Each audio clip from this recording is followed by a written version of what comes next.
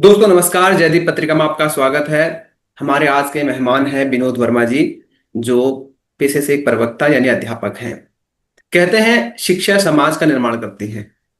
अगर किसी देश या राष्ट्र को बर्बाद करना हो तो शिक्षकों को शिक्षा से दूर कर दीजिए, यानी शिक्षा के अलावा उनसे कोई भी काम करवाइए, जो आज हमारे देश में हो रहा है। शिक्षकों को इतना काम मिलता है कि वो शिक्षा ढंग से कर ही नहीं पाते।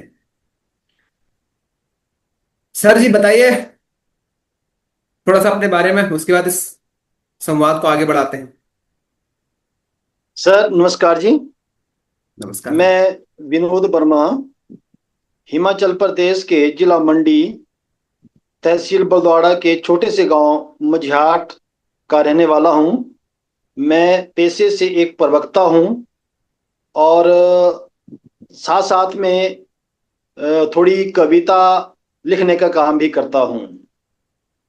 जी जी। मैं अगर अपनी शिक्षा के बारे में बताता हूं तो मेरी जो हाई स्कूल तक की शिक्षा है वो यहाँ गांव में हुई है। इसके पश्चात जो मेरी स्नातक स्तर की शिक्षा है वो महाराज लक्ष्मण सेन मेमोरियल कॉलेज सुंदरनगर से। और मेरी जो शिक्षा स्नातक की पढ़ाई है वो राजकीय शिक्षण महाविद्यालय धर्मशाला से हुई है। मैंने अपने एम कॉम की शिक्षा दूरवर्ती शिक्षा माध्यम से प्राप्त की है। जी। सर आप पर्वतीय क्षेत्र से आते हैं, पहाड़ी क्षेत्र से, तो वहां जी। पर क्या चुनौतियां हैं एक आम छात्र के लिए और परिवारों के लिए, कि स्कूल जाने में कितनी चुनौतियों का सामना करना पड़ता है? देखो, अगर आज की हम बात करते हैं तो आज हमारे पास शिक्षा प्राप्त करने के लिए जो हमारे संचार के साधन है, हमारे यातायात के साधन है, वो काफी प्रबल हो चुके हैं। लेकिन अगर मैं अपने समय की बात करूं, जब हम शिक्षा ग्रहण करते थे तो उस समय की अगर बात करते हैं तो जब हमने अपनी सेकेंडरी स्कूल की एजुकेशन प्राप्त की थी तो हमें लगभग 7-8 किलोमीटर पैदल चलना पड़ता था एक टाइम पर, और 7-8 किलोमीटर में वापिस आना पड़ता था। तो उस वक्त की अगर स्थितियों की बात करते हैं तो उस वक्त स्थितियां काफी संतोषजनक नहीं थी। लेकिन आज के समय में हमारे संसाधन पर्याप्त मात्रा में हो चुके हैं और शिक्षा भी हमारे पास जो एक अच्छी शिक्षा है वो भी हमें यहाँ पर प्राप्त हो रही है अब। जी जी। सर 2007 से आप शिक्षा विभाग में हैं हिमाचल के, और कई जी। पर पहाड़ी क्षेत्र में भी आप सेवा दे चुके होंगे। जी। और सरकारी शिक्षा व्यवस्था और प्राइवेट शिक्षा व्यवस्था में आपको क्या अंतर दिखा, और क्या सुधार किया जा सकता है, और क्या बेहतरी है सरकारी शिक्षा व्यवस्था में? थोड़ा सा बताइए अपने अनुभव। अगर मैं सरकारी शिक्षा और प्राइवेट शिक्षा की हम बात करते हैं तो हमारे पास, अगर हम सरकारी क्षेत्र की बात करते हैं तो यहाँ पर पर्याप्त संसाधन है। चाहे हमारे खेल के मैदान की बात करते हैं, चाहे हम जो भी हमारे पास टीचिंग इक्विपमेंट्स होते हैं उनकी बात करते हैं तो पर्याप्त मात्रा में है। अगर प्राइवेट क्षेत्र की बात करते हैं तो वहां पर शायद इस प्रकार के संसाधनों की कमी पाई जाती है। लेकिन अब एक होड़ सी चल पड़ी है अब कि लोग इस चमक धमक की दुनिया में ज्यादा दौड़ रहे हैं। और इसी कारण से हमारा जो सरकारी क्षेत्र है वो दिन प्रतिदिन सिकुड़ रहा है। अगर हम शिक्षकों की बात करते हैं तो हमारे पास यहाँ पर एक निपुण शिक्षक होते हैं और उनके पास जो पढ़ाने की क्षमता होती है वो बड़ी अच्छी होती है। पर अब एक, जिसको बोलते हैं ना, एक एक फैशन सा चल पड़ा है कि लोग सरकार की तरफ प्राइवेट क्षेत्र से ज्यादा दौड़ रहे हैं। ओके। सर पहाड़ी क्षेत्रों की जो संस्कृति है वो अलग है। जैसे उदाहरण के जी। लिए वहां पर सभी समाज में पूजा पाठ होती है, और कुछ जी। बकरियां कटती हैं, ये चीजें चढ़ती हैं देवी देवताओं को। थोड़ा उनके बारे में बताइए। अगर पहाड़ी क्षेत्रों की बात करते हैं तो यहाँ पर एक परंपरा जैसी है कि जो भी हमारे पास देवी देवताओं की बात करते हैं कि देवी देवताओं को बकरियां चढ़ती हैं या, तो लेकिन अब समय थोड़ा सा बदल चुका है। लोग अब मांसाहारी कम हो रहे हैं और शाकाहारी ज्यादा हो रहे हैं। मतलब जब देवी देवताओं को बकरियां चढ़ती थी तो लोग उन बकरियों को काट के खा लेते थे। जी जी जी। लेकिन अब वो समय बदल चुका है। अब ये परंपरा तो है जी लेकिन जी। लोग ये जो मांस मदिरा है इसकी तरफ कम जा रहे हैं। जी जी जी। तो क्या ये संस्कृति रही है, मतलब हिमाचल में बकरी कटे और देवी देवताओं को चढ़ाते हैं, आज भी कहीं कहीं तो होता ही होगा। हाँ, अब कहीं कहीं तो है, लेकिन अब दिन प्रतिदिन इस प्रकार की संस्कृति हमारे हिमाचल में समझो कि समाप्त होने की उसमें है, स्थिति में है। और ये तो एक आस्था भी है कि जी जो हमारे पूर्वज थे, तो वो भी इस चीज को मानते थे कि हम बकरियों को देवी देवताओं को चढ़ाएंगे और उससे खुश हो जाएंगे। लेकिन मेरा मानना है कि कोई भी भगवान, कोई भी देव देवता ऐसा नहीं बोलता है कि आप किसी ऐसे प्राणी को काटें जिससे मैं खुश हो जाऊं। हो सकता है कि उस परिस्थितियां रही होगी ऐसी कि लगता है कि उस वक्त हमारे पास खाने के संसाधन भी कम थे, तो उस स्थिति से उन्होंने अपने आप को लिया होगा कि चलो ये देवी देवता खुश हो जाएंगे और हमारे लिए खाने का भी प्रबंध हो जाएगा। लेकिन अब वो स्थिति नहीं है। अब लोग दिन प्रतिदिन क्या कर रहे हैं, इस प्रकार की प्रथा को त्याग रहे हैं। जी जी जी जी। सर, एक केस आपके हिमाचल से आया था कि एक लड़की ने दो लड़कों से शादी की थी। इस केस को आप कैसे देखते हैं? और ऐसे वहां उस समाज में होता आ रहा है, ऐसा मैंने सुना और ऐसा मैंने जानकारी प्राप्त करने की कोशिश की बहुत सारे लोगों से, तो उन्होंने मुझे बताया ऐसा। हाँ, ये हमारे सिरमौर जिला की बात है कि वहां पर ये हमारी एक पुरानी प्रथा प्रचलित थी।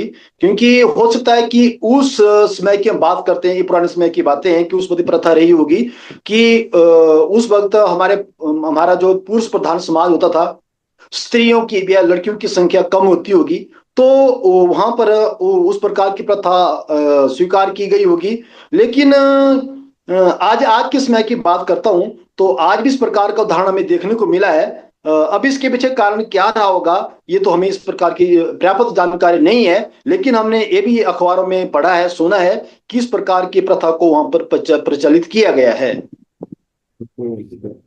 सर, इसके अलावा जो पहाड़ी क्षेत्र के जो बच्चे हैं, वो बड़े एग्जाम में नहीं आ पाते, जैसे आईआईटी, आईआईएम और यूपीएससी ऐसी परीक्षाओं में बहुत कम नजर आते हैं। उनका जो प्रतिनिधित्व है वो बहुत ही कम दिखाई देता है। कारण क्या है मुख्य? थोड़ा सा आप एक अध्यापक के तौर पर आपने जो अनुभव किया, क्योंकि आपके पास बहुत सारा अनुभव है।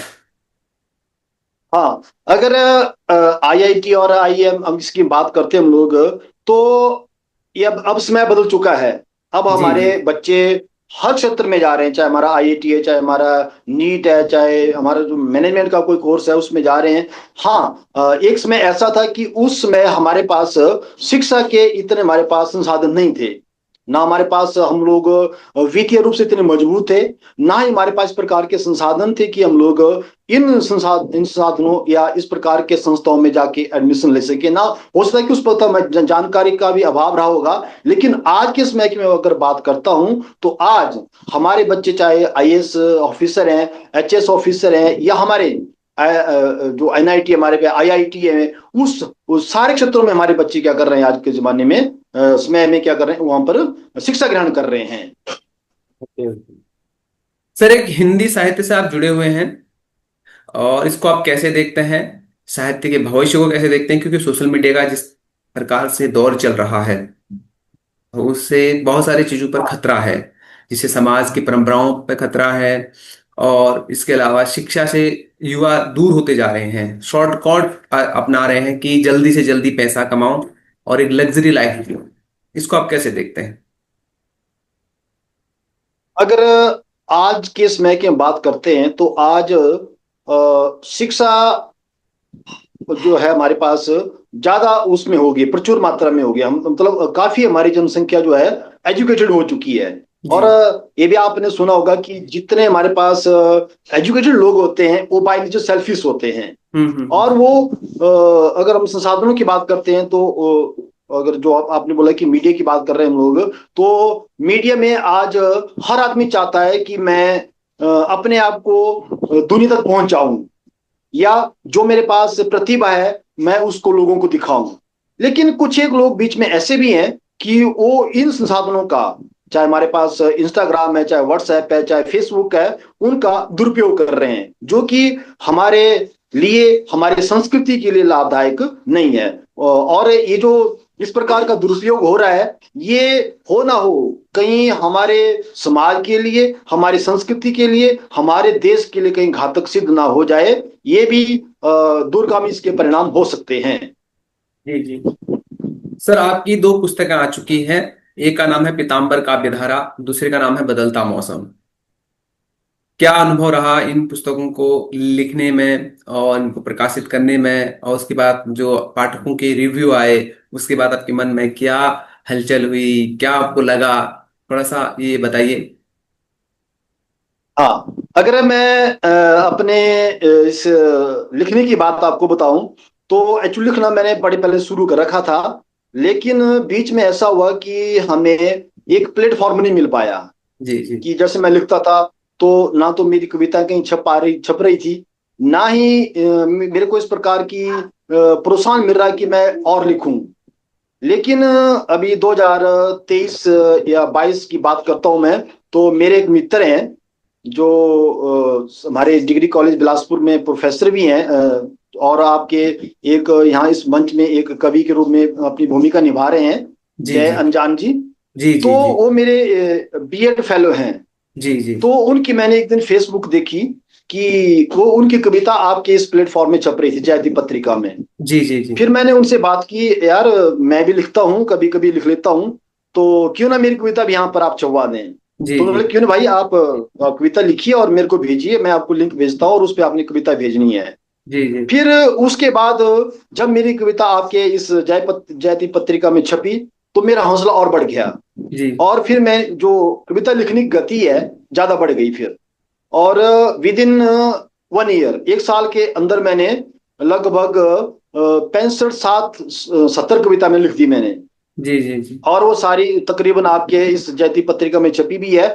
और आपको भी ज्ञात होगा कि जी जी समय बदल रहा है। और जी हो सकता है कि कहीं अब मीडिया है, मीडिया में जो हम लोग चीज भेजते हैं, कई बार हमारे जो फेसबुक है वो हैक हो जाती है, कुछ हो जाता है। जी तो मैंने सोचा कि कहीं ना कहीं इन कविताओं को एक संकलित किया जाए, इकट्ठा किया जाए, ताकि जी एक जी एक यादगार भी रहे। तो सबसे पहले मैंने इनको इकट्ठा किया कविताओं को, और मेरी पहली पुस्तक 2024 में आई, पीताम्बर काव्यधारा, जी जी जिसमें लगभग 62 कविताएं हैं। जी और उसके पश्चात 2025 में अभी जून महीने में ये दूसरी पुस्तक आई है काव्य संग्रह की, बदलता मौसम। इसमें भी लगभग 60 62 कविताएं हैं जी।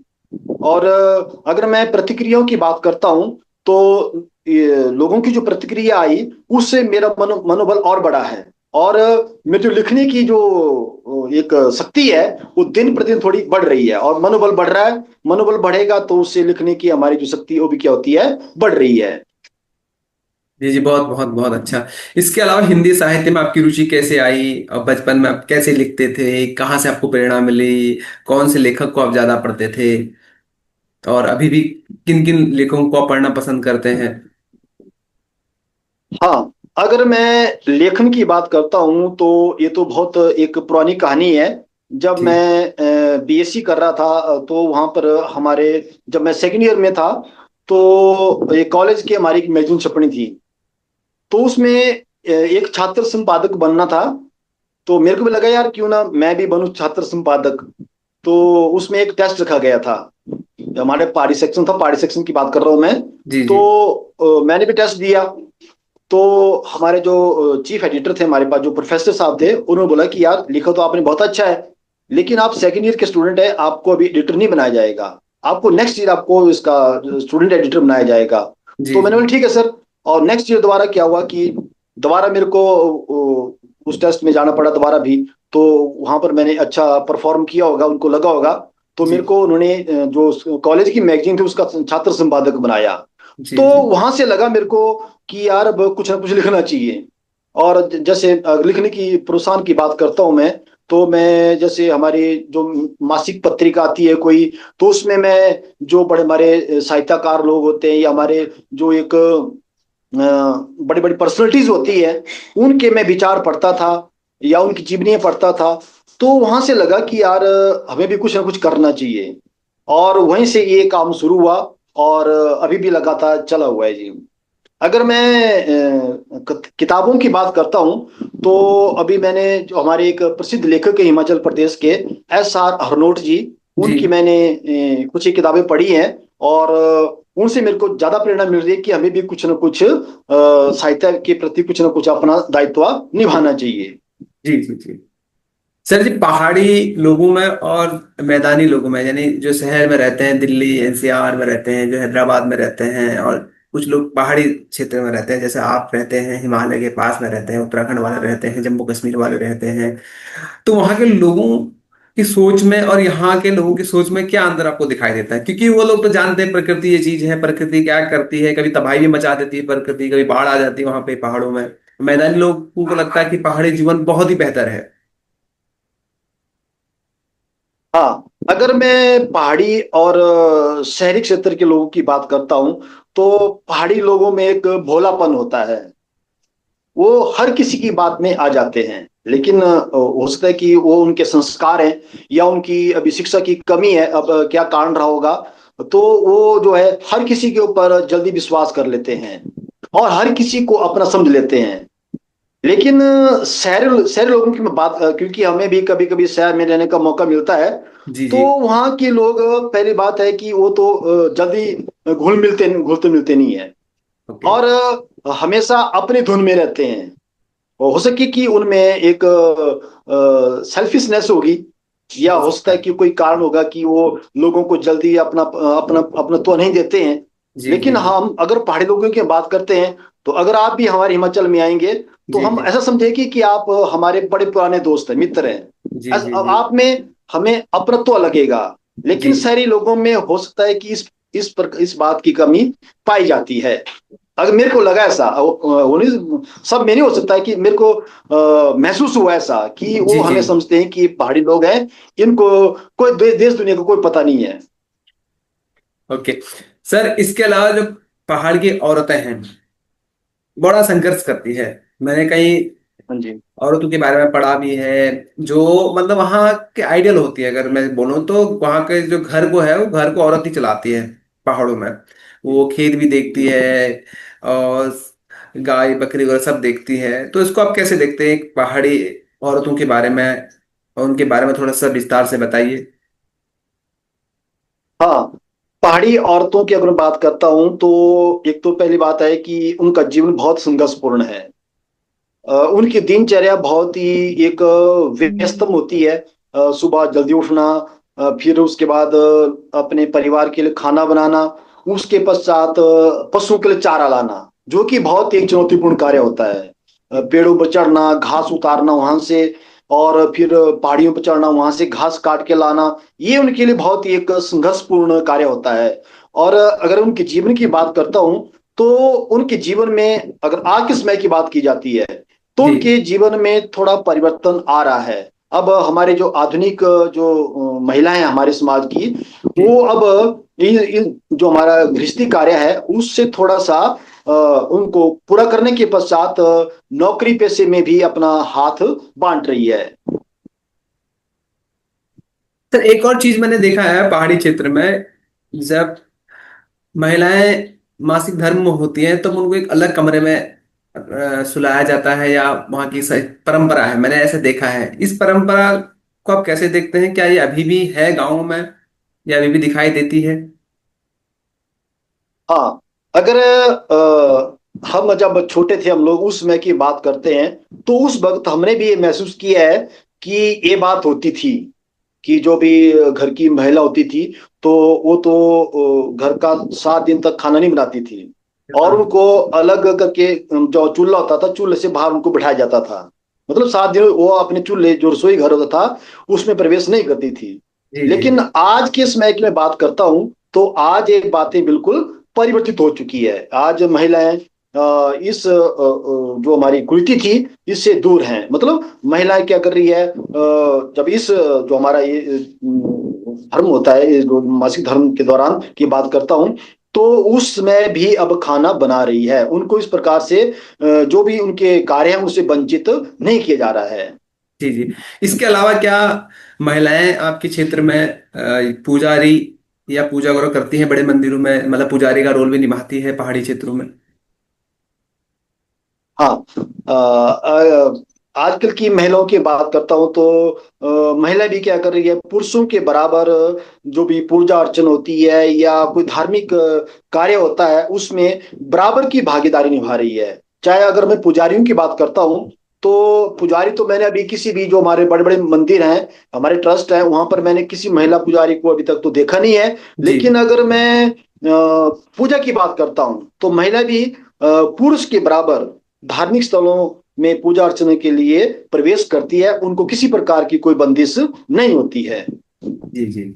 सर इसके अलावा उत्तराखंड हिमाचल को देवभूमि बोलते हैं, मगर जब जी मैं वहां जाता हूँ पहाड़ी क्षेत्रों में, महसूस करता हूँ कि वहां भी कुछ एक कास्टिज्म यानी जो हिंदू समाज में है जातिवाद वो दिखाई देता है, और वो बड़े गहराई में दिखाई देता है। वो जो सामान्य व्यक्ति है अगर जाएगा वो महसूस नहीं कर पाएगा उसको। क्या ये अभी है? हाँ, अगर ये तो एक पुरानी कुरीति भी थी, और हमने भी महसूस की है कि जी। जब हम अगर मैं अपने बचपन की बात कर रहा हूँ मैं, कि जब हमारे बचपन में जब ये जो हमारे लोअर कास्ट के लोग जो हमारे गांव में आते थे, हम्म या फिर कभी उनको किसी गांव में किसी कार्यक्रम में आने का मौका मिलता था, तो हम्म। उनको जैसे गांव में प्रवेश करती थी कोई ऐसी जो हमारे लोअर कास्ट की जो लेडीज होती थी या जेंट्स होता था, जी तो वो अपने जूते गांव जी से बाहर खोल के गांव में प्रवेश करते थे, जी जी और घर के अंदर उनको प्रवेश निषेध होता था। जी जी लेकिन आज के समय में इस बात में थोड़ा परिवर्तन हुआ है। हाँ, जी कहीं ना जी कहीं तो इस प्रकार का भी कुरीति होगी और जी चल रही है। लेकिन हमारे समाज में जो वो वाली प्रथा कि वो हमारे घर में नहीं बैठ सकते थे, या हमारे जो हमारा बैठने का जो हमारा ड्राइंग रूम होता है वहां पर बैठने के लिए नहीं आते थे, तो ये सब अब दिन प्रतिदिन थोड़ा में परिवर्तन आ रहा है। और इनको जो हमारे इस प्रकार के, हम इनको अपने बराबर समझ रहे हैं, ऐसा कुछ नहीं है। और अगर हमारी जो बेटियां हैं या इस प्रकार की है, तो इस प्रकार की शादियां भी अब जो हमारी ना इंटरकास्ट अब हो रही है, हाँ। इससे जो है इस प्रकार का परिवर्तन देखने को मिल रहा है कि सभी आपस में एक दूसरे को बराबर मान रहे हैं। Okay sir. सर इसके अलावा एक अध्यापक के तौर पर आपका आपके पास एक लंबा अनुभव है। आप युवाओं के लिए, महिलाओं के लिए और देश के आम नागरिकों के लिए कुछ कहना चाहते हैं तो कह सकते हैं, उसके बाद हम इस संवाद को हम समाप्त की ओर लेके जाएंगे। हाँ, अगर मैं अपने जो हमारे बच्चे हैं, तो उनको मैं अपने जो क्लासरूम में उसमें भी बोलता हूँ कि हमें अपने माता पिता का, अपने बुजुर्गों का सम्मान करना चाहिए, क्योंकि उनके सम्मान के बगैर हमारा जीवन अधूरा है, क्योंकि वो हमारे लिए सबसे बड़ी संपत्ति होती है। तो जब भी मैं क्लासरूम में पढ़ाता हूँ तो हफ्ते का एक आधी बार मैं बच्चों को किस प्रकार का एक भाषण समझो आप लोग, जी एक जी मोटिवेशन स्पीच समझो आप लोग, तो जी जी बच्चों को मैं पक्का बोलता हूँ कि बच्चों देखो, आप अपने माता पिता के पैर छूइए, उनका कहना मानिए, क्योंकि वो आपके लिए बहुत बड़ी संपत्ति है, वो आपके लिए भगवान है। क्योंकि माता पिता बच्चों के लिए क्या कुछ नहीं करते हैं। बच्चे अभी बचपन में इस बात को महसूस नहीं हुआ जाता, लेकिन जैसे हम लोग बड़े होते हैं तो हमें महसूस होता है कि वाकई एक माता पिता जो है अपने बच्चों के लिए क्या नहीं करते हैं। तो मैं बार बार बच्चों को ये बोलता हूँ कि शिक्षक को रहने दो आप लोग, लेकिन माता पिता का आदर सम्मान कीजिए। अगर बच्चे हमारे माता पिता का आदर सम्मान करेंगे, तो वो समय नहीं आएगा कि हमारे वृद्ध आश्रम बढ़ेंगे, क्योंकि आज दिन प्रति हम देख रहे हैं कि वृद्ध आश्रमों का की संख्या जो है बढ़ रही है। अभी कल मैं फेसबुक में देख रहा था कि कोई, अब पता नहीं वो रियलिटी क्या है, कि दो तीन महिलाएं ऑटो में आती है और बुढ़िया को कहीं एक अज्ञात स्थान पर छोड़ के आ जाती है। तो ये इस प्रकार के जो है ये कृत्य हो रहे हैं, जो कि हमारे समाज के लिए अच्छे नहीं है, क्योंकि बूढ़े हमने भी होना है, बूढ़े वो भी हैं। तो क्यों ना हम इस प्रकार की कुरीति को दूर करें, और ये तभी संभव हो पाएगा जब हमारे बच्चे हमें समझेंगे, अपने माता पिता को समझेंगे। बस। बहुत बहुत धन्यवाद सर आपका, आपने जयदीप पत्रिका को अपना बहुमूल्य समय दिया। धन्यवाद जी।